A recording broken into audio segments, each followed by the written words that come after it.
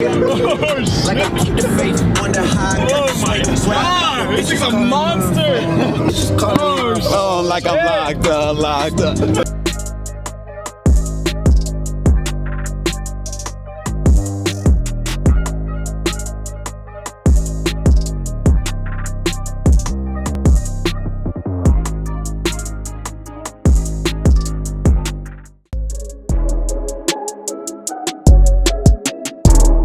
That's funny that you say that. If I wasn't doing taxes, what would I be doing now?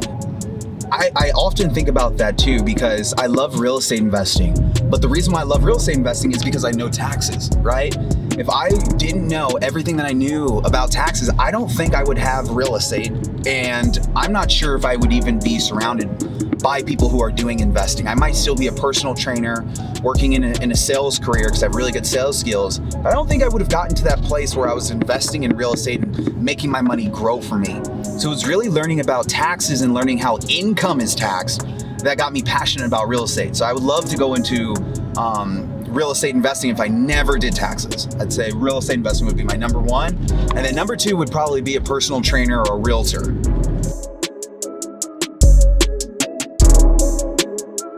I buy my cars. I actually lease my cars personally. I feel like you should lease vehicles depending on your situation because vehicles are depreciating assets. I don't want to own anything that's going down in value and doesn't pay me back money. So when I bought a luxury vehicle, I wanted to lease it because it comes with less down payment, right? I believe in leveraging OPM, other people's money. And when you're buying a vehicle, just like buying a house, you're getting a loan so you can buy the asset. Well, when you have a business and you're leasing your car through the business, you're writing off your car payments and actual costs. So the car insurance, anything that's associated with that car. So although, it may be hard for some people to purchase luxury vehicles, if you have a business, you can write off a good amount of the payments that you have every single month. And it's reducing your taxable income, putting you in a better position. So I like leveraging the tax codes to get nice cars. Business, the goal is to fail fast. It's almost as if business owners are trying to avoid failing. But then how do you grow as a business owner if you're not failing? Where's the learning happening, right? I believe in failing fast because as soon as I can learn the lesson, I'm going to learn what I need to not do to put myself in a better position. But if I'm staying in this little slow lane and I never jump over into the fast lane where all the big business owners are going, how am I ever going to know what I need to do to accomplish the goals and the life that I set out for myself? I have to fail to get there. And the sooner you fail, the faster you're gonna get yourself where you want to go, right? Fail fast.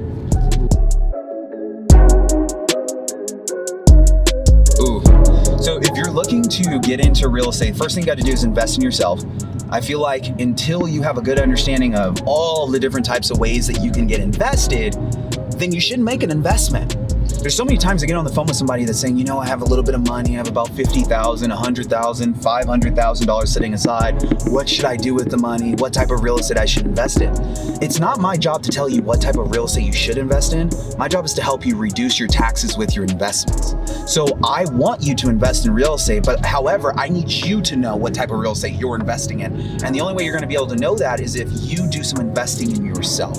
Right? If you read the right books, if you learn the right material, if you're studying, you'll learn all the different types of investments, wholesaling, fix and flips, buy and hold, syndications, and you'll figure out, this might be the vehicle that I like, the one that I want to do. And now that I know that I want to do it, I can now determine how much money I want to set aside to get into that property. And I can go speak with Carlton or a tax provider to understand my tax consequences right before I make that investment. So I know I'm doing everything by the book. That's how you get into real estate investing, is really setting up a plan. So I love working with people who are making income off social media, whether it's YouTube, Instagram, Facebook. I love working with people who are making income off social media because they're typically 1099, they're contractors. Just know that if you are making income off social media or off of YouTube, you're a business owner, and just setting up an LLC or just having a corporation does not protect you from taxes. It's a great start, but you need to have a tax plan. You need to figure out what things you're spending your money on that you could possibly turn into business write-offs. And that's what's really awesome about making money on social media, is because you have so much attention, you have so many opportunities, but you got to figure out the right tax strategies. Well, we're in unprecedented waters. Let's start there. No one could have asked for this. No one could have predicted this. So what do you do as a small-based business owner during a pandemic? Well, if you've been economically impacted, hopefully you've at least looked at the SBA loans, right? There's two loans, the EIDL loan and the PPP loan, that are being offered to small-based business owners, right? The EIDL loan has an interest rate of a maximum 3.75 over 30 years. So as a small-based business owner, I need to really look forward and say, hey, I know that I can't predict COVID and when it's going to be over. Does it make sense for me to possibly qualify for a loan to get some extra money in the event that I am going to need it for payroll and utilities and things that might help sustain my business? That's absolutely something that you have to think about, the sustainability of your business.